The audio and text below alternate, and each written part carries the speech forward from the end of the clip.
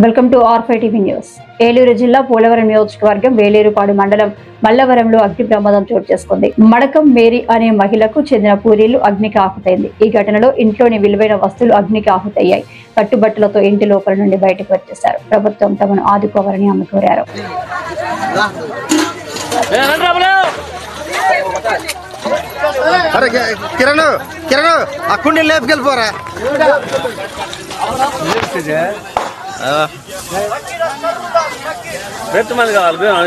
మేరీలు బే వస్తారు సార్